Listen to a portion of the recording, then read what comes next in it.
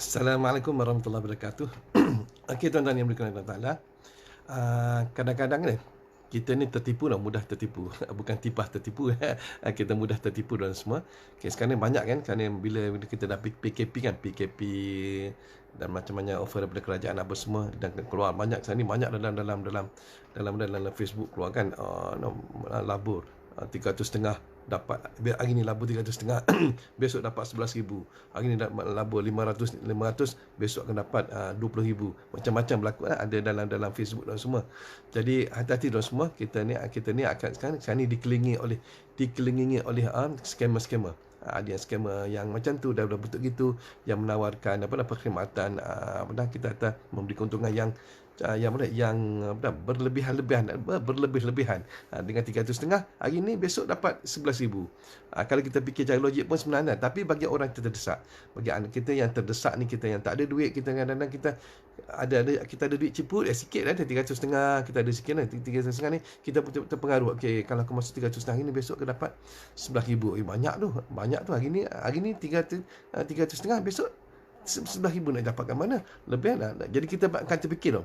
Jadi kita tak tahu adakah itu satu scammer ke atau tak. Jadi sekarang ni tuan semua, jadi Ustaz nak kongsi kepada anda semua, kongsi kepada anda satu amalan yang mana kalau anda amal ni, insya-Allah anda akan terhindar daripada scammer ataupun tipu macam ni. Kalau masuk mesej ke, masuk mesej apa-apa dalam handphone anda ke, jadi anda mudah mendapat alamat daripada Allah Taala, ataupun Allah Taala lindungkan anda terus daripada scammer. Mereka tidak hantar terus kepada anda.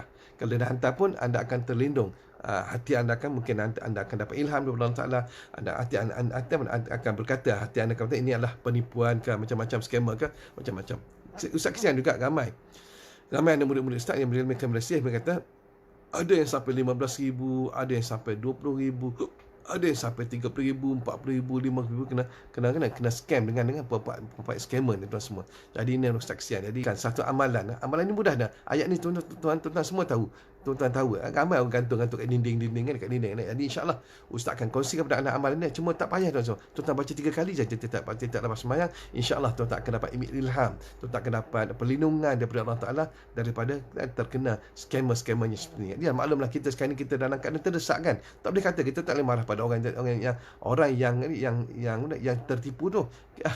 Yang salahnya orang yang menipu, yang tersalahnya adalah orang yang tertipu. Dan kita tak boleh, sebab kadang terdesak. Ada yang jual nasi lemak tak laku, yang jual nasi dagang tak laku, nasi belauk tak laku, jual kuih tak laku. Jadi mereka ni makin duit nak guna hari-hari. Jadi terdesak. Bila timbul benda macam ni, kau bagi aku 300.5, aku akan bagi kau RM11,000.